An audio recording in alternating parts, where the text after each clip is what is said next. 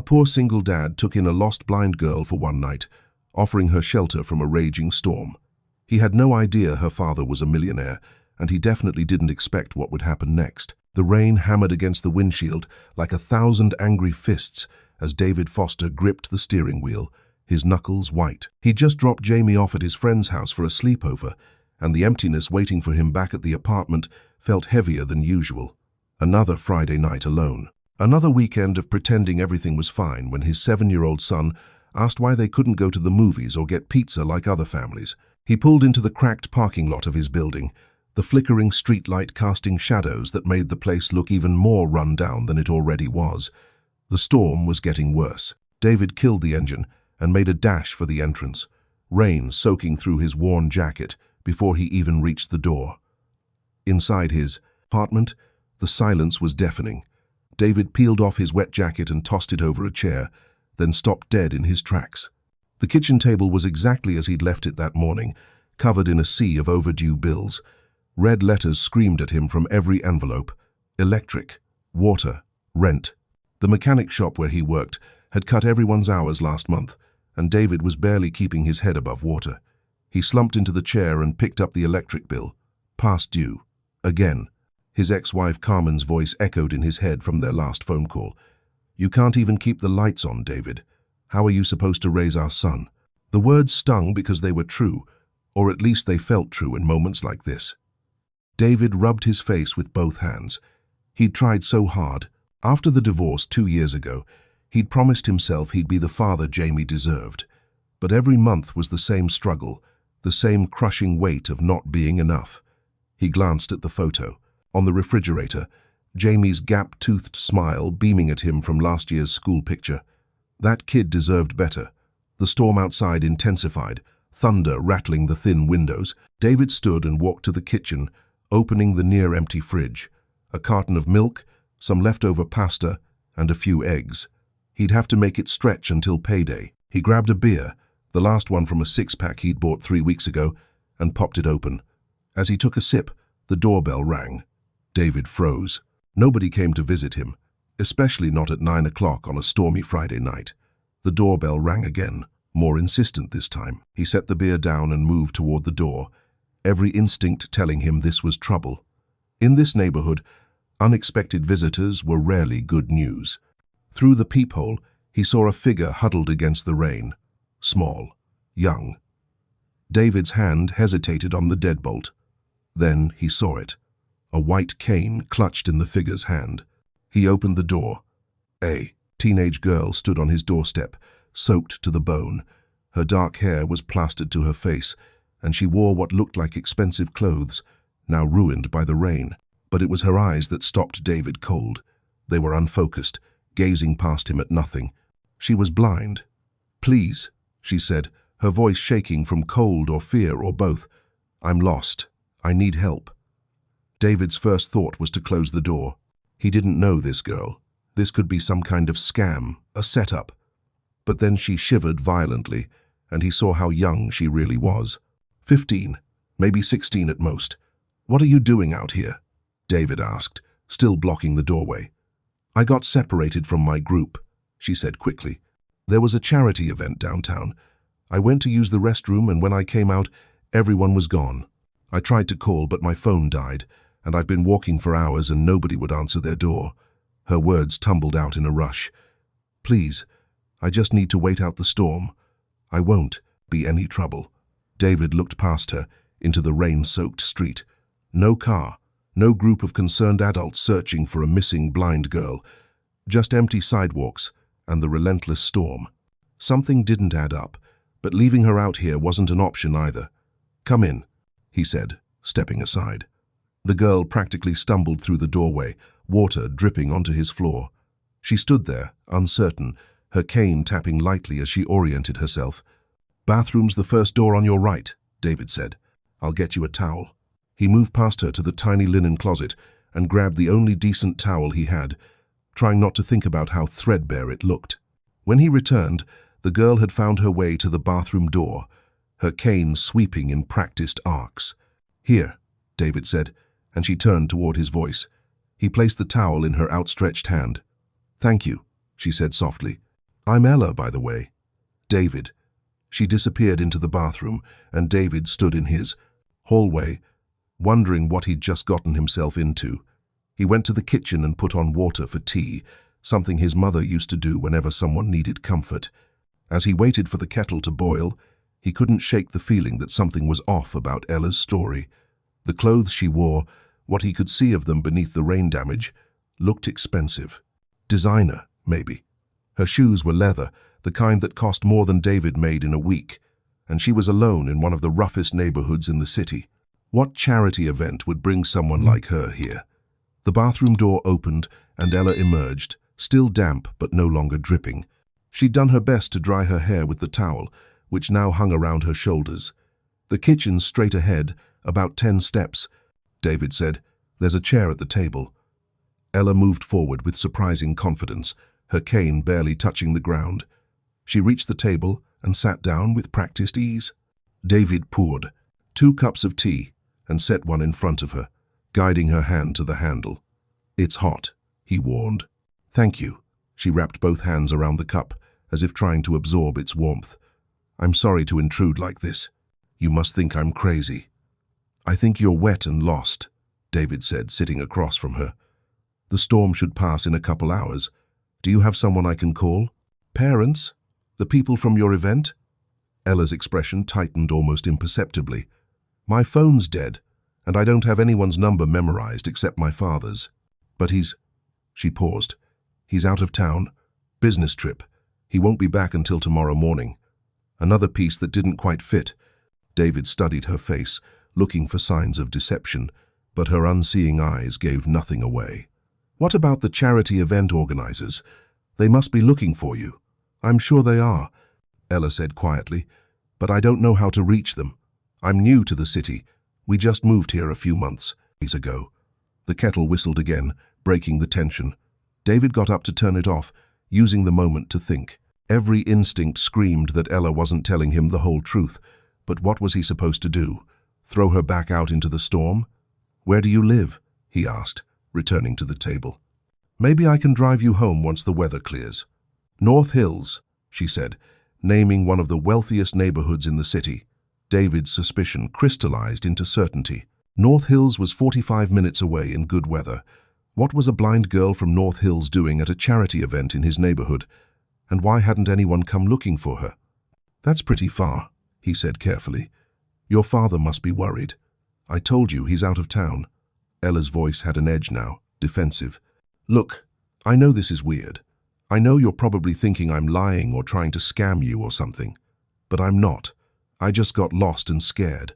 And you were the first person who actually opened their door." Her hands trembled slightly around the teacup. "If you want me to leave, I'll leave." David felt a pang of guilt. She was just a kid, blind and alone in a storm. Whatever secrets she was keeping, she clearly needed help. "You can stay," he said, "at least until the storm passes." The tension in Ella's shoulders eased. "Thank you." They sat in silence for a moment, the rain drumming steadily on the roof. David found himself studying her again, this time with something closer to curiosity than suspicion. Despite everything, despite the expensive clothes and the implausible story, there was something genuine about her fear.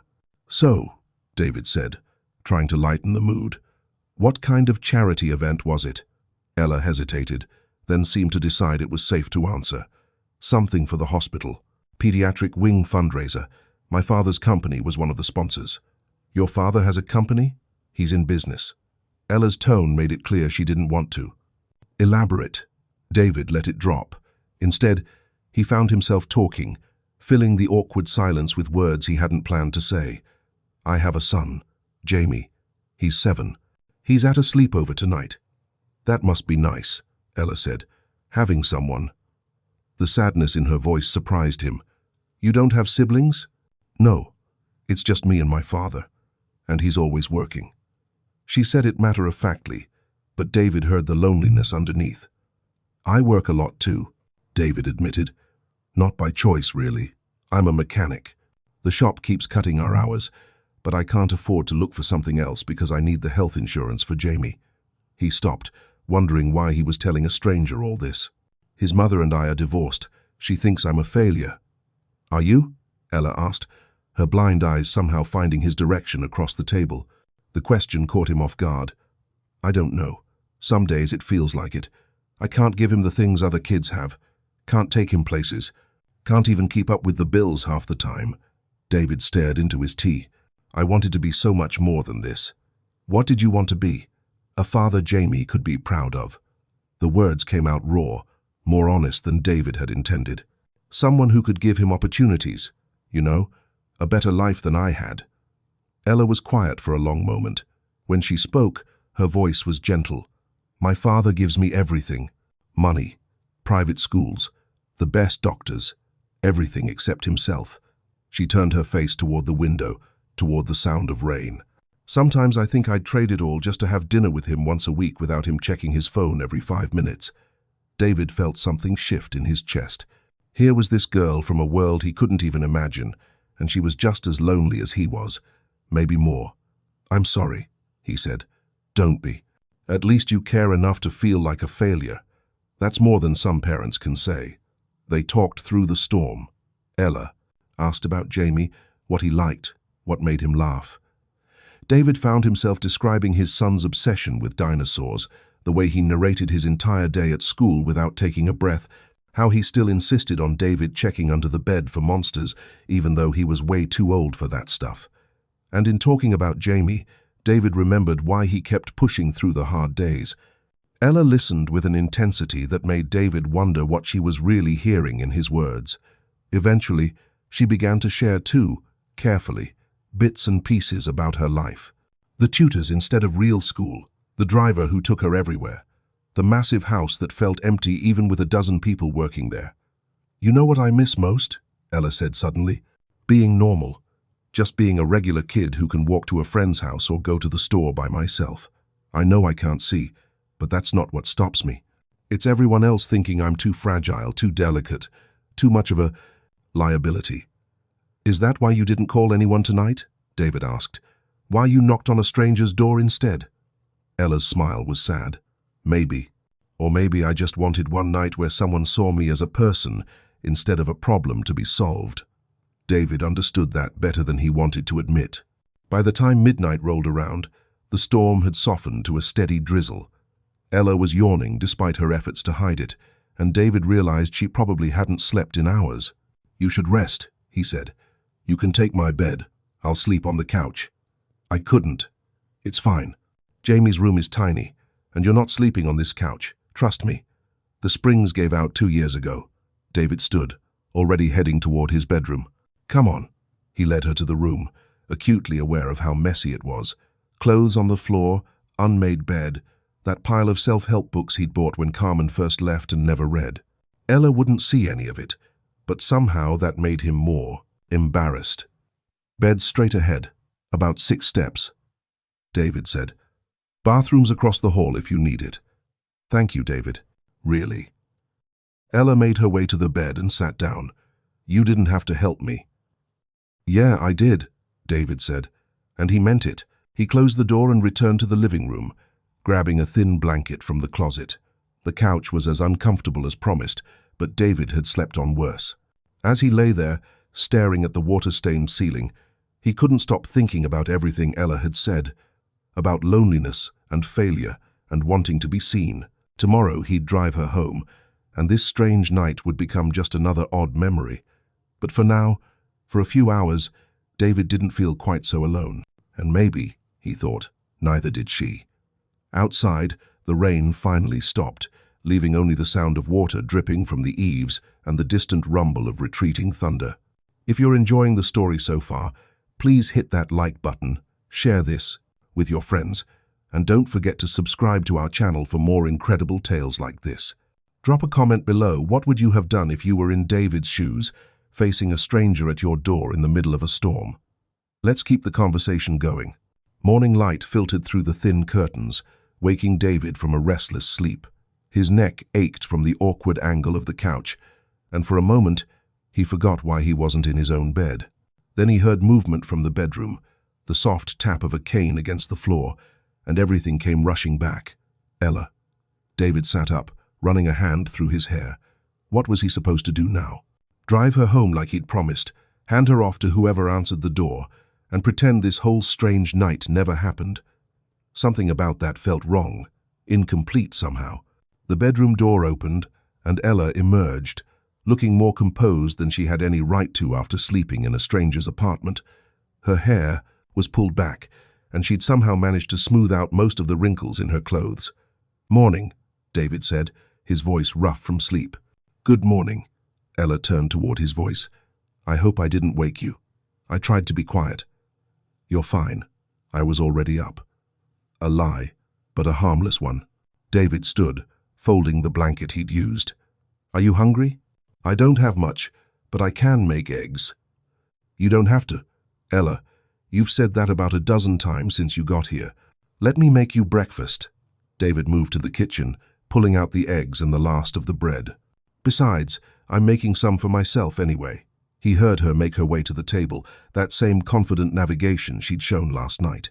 As David cracked eggs into a pan, he found himself watching her from the corner of his eye. In the daylight, the contrast between her and his shabby apartment was even more stark. Everything about her screamed money, from the cut of her clothes to the way she carried herself. "Your home is nice," Ella said suddenly. David nearly laughed. "You don't have to be polite. I know what this place looks like."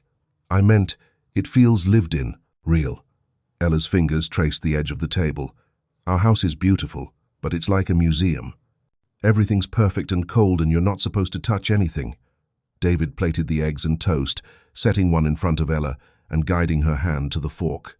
They ate in comfortable silence for a few minutes, the awkwardness of the previous night mostly gone. "So," David said eventually, "I should probably get you home. Your father must be back by now, and I'm sure he's worried." Ella's expression closed off immediately. "Right. Of course. Unless you want to tell me what's really going on." David kept his tone gentle, non-accusatory. "Because I'm having a hard time believing a blind teenager from North Hills just accidentally wandered into my neighborhood in the middle of a storm." Ella set down her fork. For a long moment, she didn't speak. When she finally did, her voice was barely above a whisper. "I ran away." David's stomach dropped. "What?" "Not permanently, just for a night. I wanted." She struggled to find the words. "I wanted to feel normal, to go somewhere my father's money and reputation didn't matter, where people didn't know who I was." "Who are you?" David asked, though he wasn't sure he wanted to know the answer. "It doesn't matter." "That's the whole point." Ella's hands clenched in her lap. "Every single person I meet, they either pity me because I'm blind or they want something from my father. I've never had a real conversation with someone who just saw me as Ella, just a person." David thought about their talk last night, how genuine it had felt. "So you lied to me?" "No. I got lost. That part was true. I took a taxi to a different part of the city because I wanted to walk around without my security detail following me. But then the storm came and my phone died. And I actually was scared." Ella's voice cracked slightly. "And when you opened the door, when you talked to me like I was just a regular person who needed help, I didn't want to ruin it by telling you who my father is." "Who is your father, Ella?" She was quiet for so long David thought she might not answer.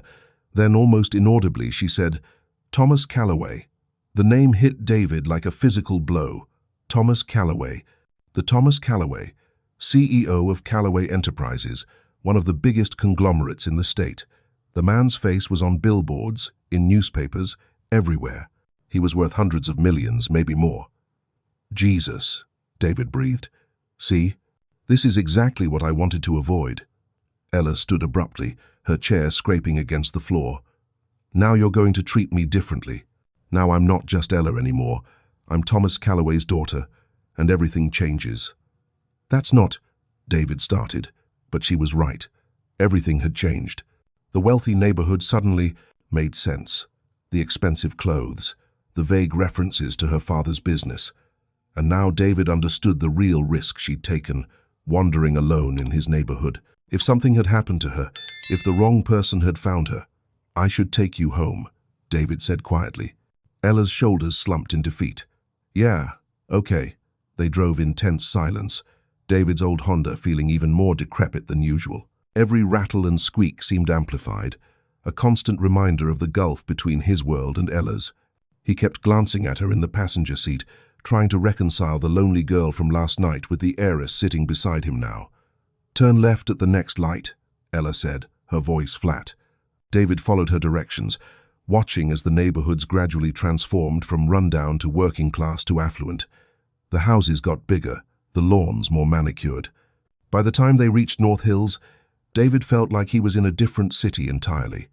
"It's the one with the iron gates," Ella said. "You can't miss it." She wasn't wrong. The estate rose up before them like something from a movie, massive and imposing behind ornate gates. David pulled up to the intercom, his hands sweating on the steering wheel. "This is a mistake," Ella said suddenly. "What?" "Taking me back. It's a mistake. Nothing's going to change. My father's going to yell at me for disappearing. Then he'll hire more security, and I'll be even more trapped than before." Her voice was rising, panic creeping in. "And you're going to drive away and forget all about this, and I'll never have another real conversation with anyone ever again." David didn't know what to say. What could he say? That everything would be fine? They both knew that was a lie. Before he could respond, the gates began to swing open. Someone had seen them on the security cameras. There was no turning back now. David drove up the long driveway, his heart pounding. The house, if you could even call it, Lou, that was enormous. 3 stories of pristine white stone, with columns and windows that probably cost more than David's entire apartment building. He parked near the front entrance, feeling completely out of place. "I'm sorry," Ella said, "for lying, for putting you in this position." "Don't be sorry. I'm glad you knocked on my door." David meant it. Despite everything, despite the complications and the lies, he was glad he'd helped her. The front door opened, and a man stepped out. Thomas Calloway, in person, was even more imposing than his photograph suggested. Tall, broad-shouldered, with silver hair and a perfectly tailored suit despite the early hour. His face was a mask of controlled fury. "Stay in the car," David said to Ella, but she was already opening her door. "Ella!" Thomas's voice boomed across the driveway. "Where the hell have you been?" David got out quickly, positioning himself slightly in front of Ella. It was instinctive, protective, even though he knew it was. Ridiculous. What was he going to do? Defend her from her own father? "Mr. Calloway," David started, but Thomas cut him off with a gesture. "Who are you?" Thomas's eyes were cold, assessing. "Where did you find my daughter?" "Dad, stop." Ella's voice was surprisingly steady. "His name is David Foster. I got lost in the storm last night and he gave me shelter. He didn't know who I was. He was just being kind." Thomas's expression didn't soften. He looked David up and down, taking in the worn jeans, the old jacket, the car that was probably held together by rust and prayers. David could practically see the calculations happening behind those cold eyes. "I see." Thomas's tone suggested he saw quite a bit. "And you're just returning her now, at 9 in the morning?" The implication was clear, and it made David's blood boil. "She slept in my bed. I took the couch. Nothing happened except I gave a scared kid a safe place to wait out the storm. A scared kid who happens to be worth a substantial ransom." "Dad!" Ella's face flushed with anger. "He didn't know who I was. He didn't ask for anything. He was the only person who treated me like a human being instead of a walking dollar sign, which is apparently more than I can expect from my own father." The words hung in the air, sharp and cutting. Thomas's jaw tightened, but he didn't respond to Ella. Instead, he turned his attention back to David.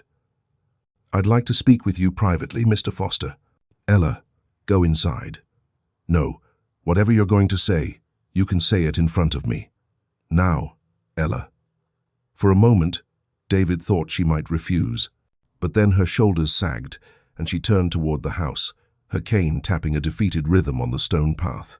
She paused at the door, looking back in their direction even though she couldn't see them. "Thank you, David," she said quietly, "for everything." Then she was gone, the door closing behind her, with a finality that made David's chest ache. Thomas waited until she was inside before speaking. "How much do you want?" "Excuse me?" "How much money will it take to keep you quiet about this? About finding Ella? About where she was? About whatever she might have told you?" Thomas pulled out a checkbook. "Name your price."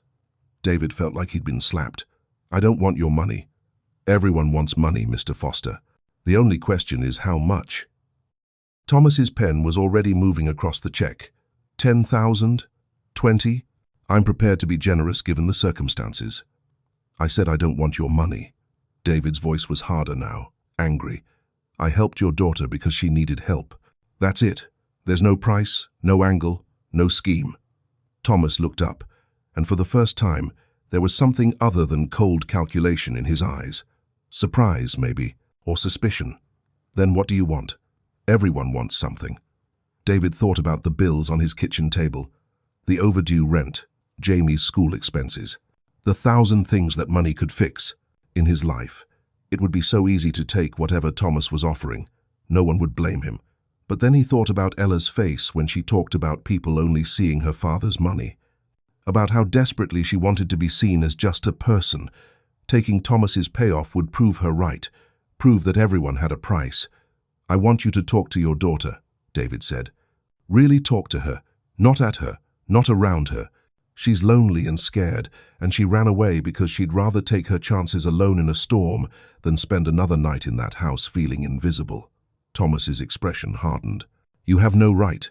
You're right. I don't. But I spent 3 hours talking to Ella last night, which is apparently 3 hours more than you've managed lately. David knew he was crossing a line, knew he should shut up, but the words kept coming.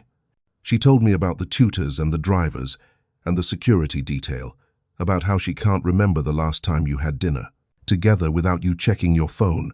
She said you give her everything except yourself. How dare you? I'm a terrible father, David interrupted. I'm broke. I'm struggling. I can barely keep the lights on. But my son knows I love him. He knows that when I'm with him, he has my full attention. Can Ella say the same? The silence that followed was deafening. Thomas's face had gone pale, his hands clenched at his sides. For a moment, David thought he might actually throw a punch, and honestly, David wasn't sure he'd blame him. But then Thomas's shoulders sagged, just slightly, and David saw something crack in that perfect, controlled facade. Get out, Thomas said, but his voice lacked conviction. Mr. Calloway, get out. Stronger this time, but still not quite right. Leave my property before I have you arrested for trespassing. David knew a dismissal when he heard one. He got in his car, hands shaking with adrenaline. As he pulled away, he caught a glimpse of Thomas in the rearview mirror, still standing in the driveway, staring at nothing. The drive home felt longer than it should have. David's mind kept replaying the conversation, wondering if he'd just made a huge mistake. Who was he to lecture a billionaire about parenting? Thomas Calloway could destroy him with a phone call, could make his already difficult life infinitely worse. But when David thought about Ella, about the sadness in her voice when she talked about her father, he couldn't bring himself to regret it. He made it back to his apartment and sat in the car for a long moment, trying to process everything that had happened in the last 12 hours. A blind girl knocking on his door in a storm. Hours of honest conversation. The revelation of who she really was. The confrontation with one of the most powerful men in the city. It felt surreal, like something that had happened to someone else. David's phone buzzed. A text from Carmen. Don't forget, Jamie's school project is due Monday. He says you promised to help. Reality came crashing back. Bills to pay, a son to pick up from his sleepover, a life to keep struggling through. The strange interlude with Ella was over, and nothing had really changed. Except maybe it had, because as David climbed the stairs to his apartment, as he looked at those same overdue bills on the kitchen table, he felt something different. Not hope, exactly, but not quite despair either. He'd helped someone who needed it. He'd stood up to a man who tried to buy his silence. He'd been honest and kind and decent, even when it might have cost him. Maybe, David thought, that was enough. Maybe that's what being a good father really meant, showing Jamie through actions that some things matter more than money. His phone rang. Unknown number. David almost didn't answer, but something made him pick up. Mr. Foster? An unfamiliar woman's voice. This is Linda Chen, executive assistant to Thomas Calloway. Mr. Calloway would like to schedule a meeting with you tomorrow at 2 p.m., if you're available. David's heart stopped. A meeting about what? Mr. Calloway didn't specify. He simply asked me to arrange it. Should I put you down for 2 o'clock? David's mind raced. This could be anything. A threat, legal action, or maybe, just maybe, something else entirely. Yeah, David heard himself say. 2 o'clock works. Excellent, I'll send you the address. Good day, Mr. Foster. The line went dead. David sat down heavily at his kitchen table, staring at his phone. What had he just agreed to? What did Thomas Calloway want with him? He had 24 hours to find out. And he had absolutely no idea what to expect. Before you continue, what do you think would happen next? Will David be able to trust Ella's story, or will the truth about her identity shake him to his core? Drop your predictions in the comments below. And if you haven't yet, don't forget to subscribe and share this story with others. There's more to come. David spent the next 24 hours second-guessing everything. He picked Jamie up from his sleepover, trying to act normal while his mind spun with possibilities.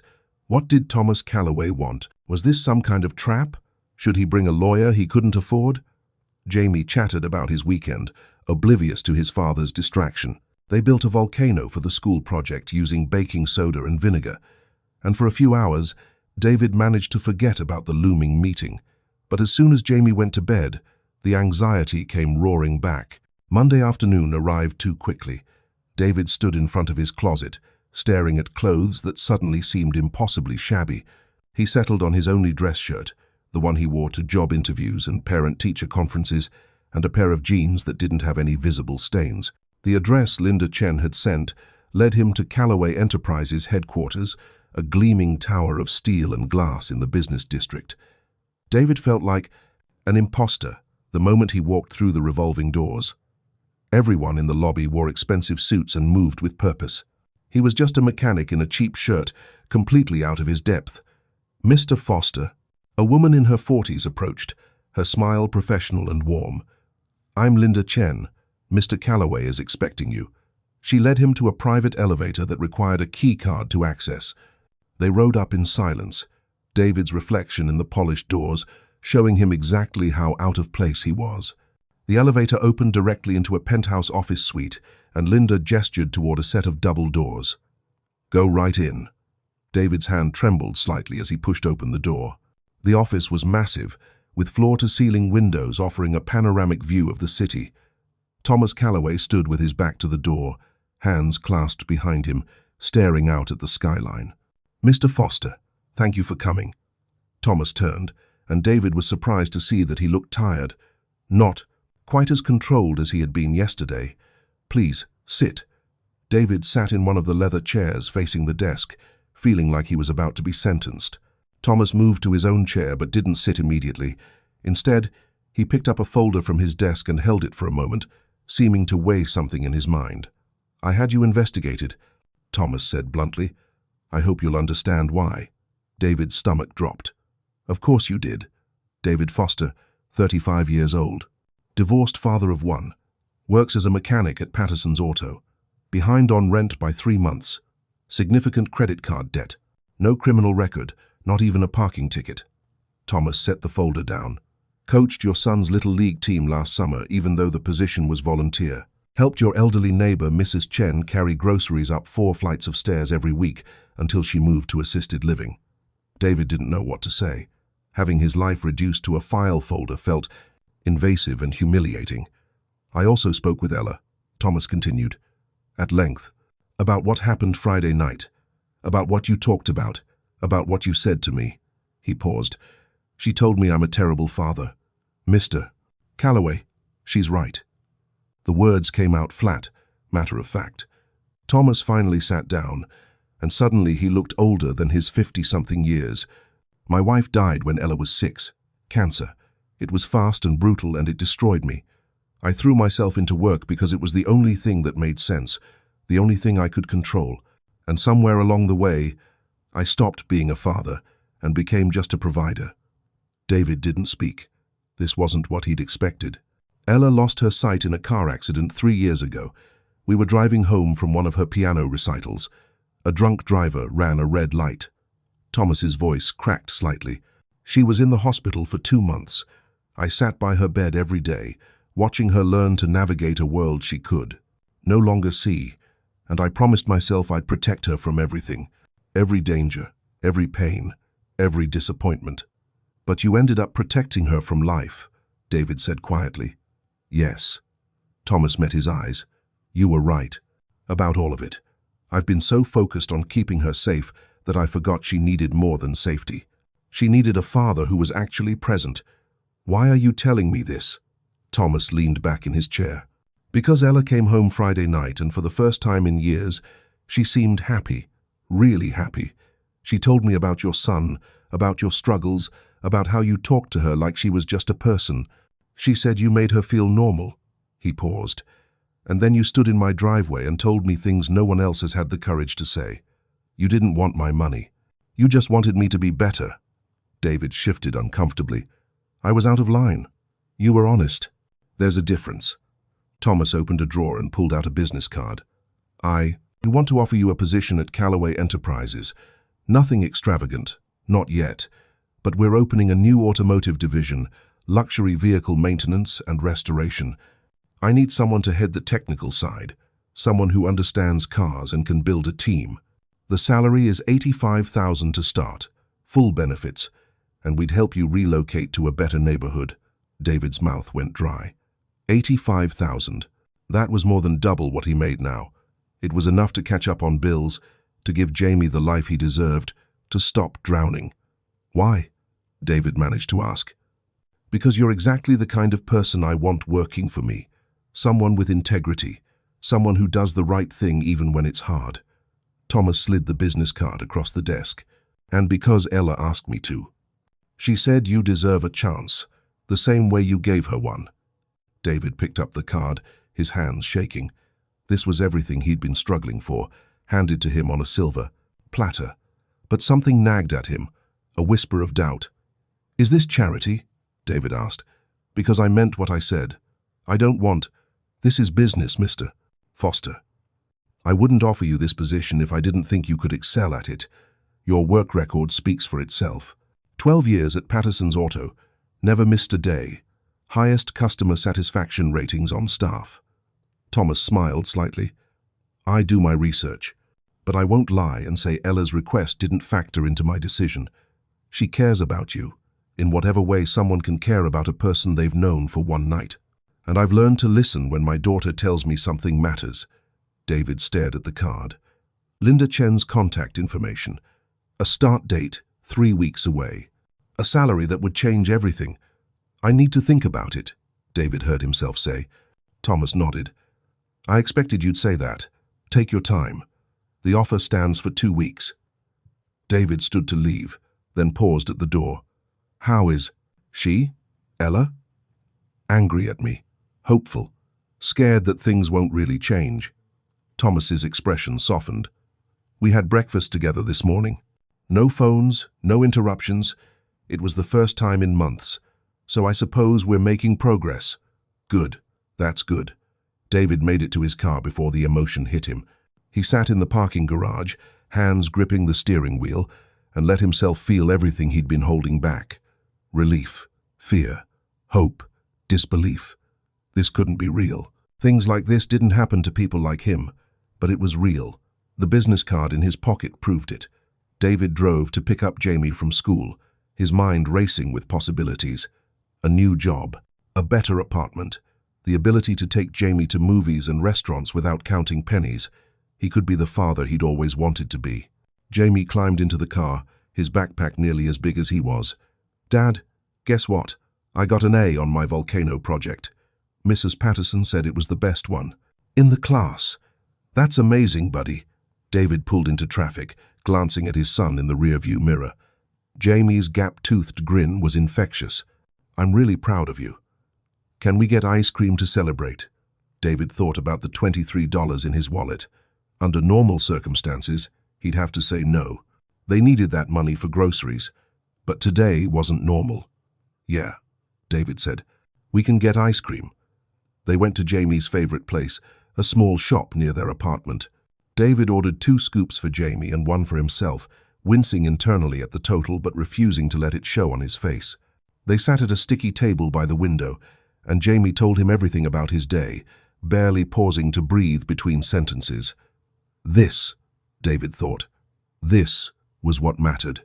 Not the job offer, or the money, or the chance to impress his ex-wife. Just this moment, sharing ice cream with his son, being fully present. "Dad," Jamie said suddenly, "are you okay? You seem weird." "Just thinking." "About what?" David considered how to answer. He hadn't told Jamie about the job offer yet. Hadn't told anyone. Part of him worried that talking about it might make it disappear, like waking from a dream. "About how lucky I am," David said. "To have you."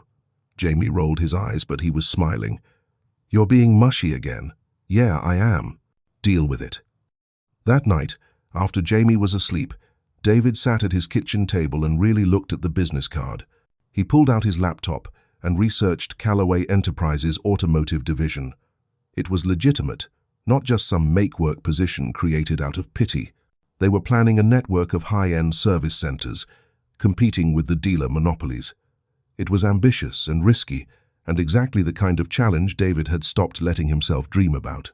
He thought about what accepting would mean, moving Jamie to a new school, leaving Patterson's Auto after 12 years, stepping into a world where he'd be surrounded by people with degrees and connections and family money. Could he really do this? His phone rang. Carmen's name flashed on the screen. "Hey," David answered. "I heard you took Jamie for ice cream." Carmen's tone was accusatory. "I thought you said money was tight." "It is, but he got an A on his project. I wanted to celebrate. By spending money you don't have." David felt his jaw tighten. "It was $10, Carmen. $10 you could have put toward the child support you're behind on." And there it was. The constant reminder that he wasn't enough, wasn't doing enough, wasn't good enough. David almost told her about the job offer, just to prove he wasn't the failure she thought he was. But something stopped him. "I'll figure it out," David said. "I always do. That's what worries me." Carmen sighed. "Look, I'm not trying to be difficult. I just want what's best for Jamie." "So do I. That's all I've ever wanted." After they hung up, David pulled out the business card again. He could prove Carmen wrong. He could show her that he was capable of providing, of being more than just a struggling mechanic. He could give Jamie everything. But was that really why he wanted the job? David thought about Ella, about how she'd run away from a mansion and ended up on his doorstep looking for something money couldn't buy. He thought about Thomas Callaway, surrounded by wealth and power but unable to connect with his own daughter. He thought about that breakfast they'd shared. No phones, no interruptions, and how it had been a victory in itself. Money wasn't the answer to everything. David had always known that intellectually. But sitting in his worn-down apartment, surrounded by bills and evidence of his struggles, it was easy to forget. The next morning, David called the number on the business card. Linda Chen speaking. "Miss Chen, this is David Foster. I'd like to accept Mr. Callaway's offer." There was a smile in her voice. "Wonderful. I'll have the paperwork sent over. Can you start 3 weeks from today?" "Yes. And Miss Chen, could you tell Mr. Callaway something for me?" "Of course. Tell him thank you, not just for the job, for listening." "I will, Mr. Foster." David hung up and sat in the silence of his apartment. He'd done it. He'd said, yes, in 3 weeks, everything would change. But first he had something else to do. That afternoon, David drove back to North Hills. He didn't call ahead, didn't make an appointment. He just showed up at the gates and pressed the intercom button. Can I help you?" A security guard's voice crackled through the speaker. "David Foster to see Ella Callaway. She's expecting me." Another lie, but a small one. There was a pause, probably while the guard checked with someone. Then the gate swung open. Thomas answered the door himself, surprise flickering across his face. "Mr. Foster, I didn't realize you were coming. I'm sorry for not calling. I wanted to thank Ella for what she said to you about me deserving a chance." Thomas stepped aside. "She's in the music room, second door on the left." David found Ella sitting at a grand piano, her fingers moving across the keys with practiced confidence. She was playing something classical and beautiful, a melody that filled the massive room with warmth. She stopped when she heard his footsteps. "David," her face lit up with genuine joy. "What are you doing here?" "I came to say thank you, and to tell you that I took the job. I start in 3 weeks." Ella stood, moving toward his voice with that same confident navigation. "I'm so glad. I was worried you might say no. I almost did. I kept thinking it was too good to be true, that I didn't deserve it. But you do deserve it. You helped me when you didn't have to. You were kind when you had every reason not to be." Ella's smile was sad. "That's rare, David. Rarer than you think. How are things with your dad?" "Better. Not perfect, but better. He's actually been eating dinner with me every night. We talk about real things now, not just surface stuff." She paused. "He told me about his conversation with you, about my mom and the accident. He's never talked to me about that before. I think you opened something in him that he'd kept locked away." David felt his throat tighten. "I'm glad." "Me too." Ella reached out, and David took her hand. "Will you bring Jamie to visit sometime? I'd like to meet him." "Yeah, I think he'd like that." They talked for another hour about Jamie and music and the future. Thomas joined them eventually, and the three of them sat in that beautiful room as the afternoon light faded. It felt comfortable, natural, like maybe they could actually be friends beyond the strange circumstances that had brought them together. When David finally left, Thomas walked him to his car. "I meant what I said," Thomas told him, "about you being the kind of person I want working for me. But I want you to know it goes beyond that. Ella hasn't been this happy in years. Whatever you did, whatever you said to her that night, it made a difference. So thank you." "I just listened," David said. "Sometimes that's all people need. Sometimes that's everything." David drove home as the sun set, painting the sky in shades of orange and gold. His phone buzzed with a text from Jamie. "When are you coming home? I'm hungry." He smiled and texted back, "On my way, buddy. How about we order pizza tonight?" "Really? Really?" At a red light, David caught his reflection in the rearview mirror. He looked the same as always, tired and a little worn down. But something in his eyes was different. Hopeful, maybe, or just less defeated. 3 weeks later, David started his new job. The first day was overwhelming, surrounded by people in expensive suits discussing profit margins and market analyses. But when they got to the technical discussions, when they started talking about engines and systems and the actual work of maintaining vehicles, David found his footing. This was his world. He belonged here. His new apartment was in a better neighborhood, with a school system that Jamie loved. They could afford groceries without counting pennies. David paid off his debt. He even bought Jamie a bike for his birthday, the expensive kind with all the gears that his son had been wanting for months. But the best part, the part that mattered most, was the time. David wasn't working double shifts anymore. He made it to Jamie's soccer games. They had dinner together every night. He could be present in a way he'd never been able to before.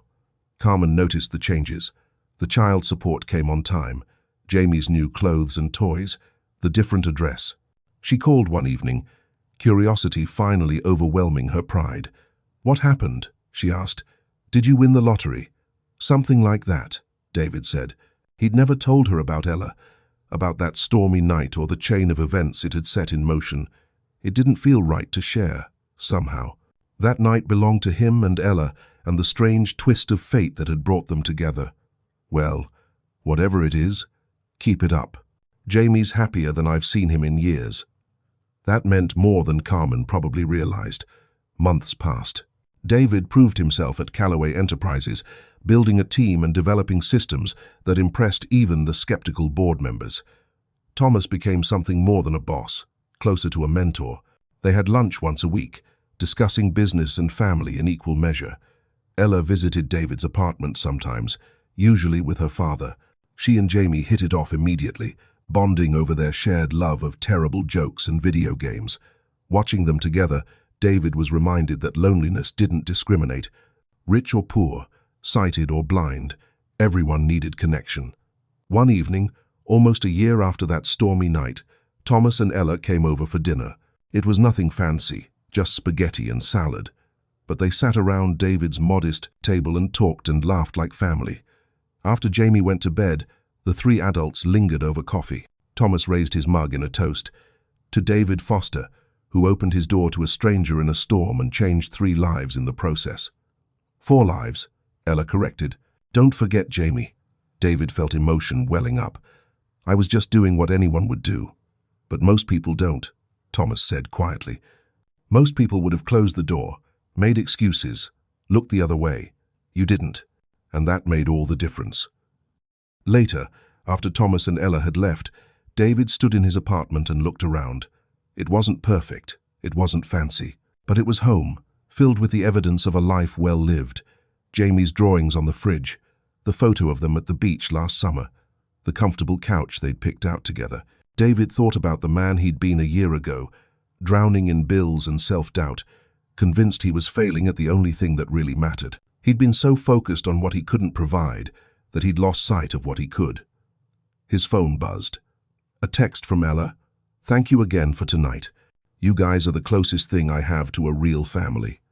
David's throat tightened as he typed back. "Your family to us too. Always will be." He stood at the window, looking out at the city lights.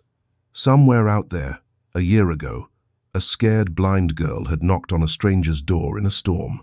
And that stranger, a poor single dad who thought he had nothing to offer, had opened it. Sometimes, David thought, the smallest acts of kindness create the biggest ripples. Sometimes opening your door, opening your heart, is all it takes to change everything. His reflection in the window showed a man transformed, not by money or success, but by the simple act of being present, of choosing compassion over convenience, of believing that everyone deserves to be seen. David smiled and turned away from the window. Tomorrow he had work, and Jamie had school, and life would continue with all its beautiful, messy complications. But tonight, in this moment, everything was exactly as it should be. He was enough. He had always been enough. He just needed a stormy night and a lost girl to help him see it. If this story touched your heart, don't forget to subscribe to Soul Story for more inspiring tales. Leave a comment below telling us what act of kindness changed your life, and hit that like button to help us share more stories that matter. Because sometimes, the most powerful thing we can do is simply open the door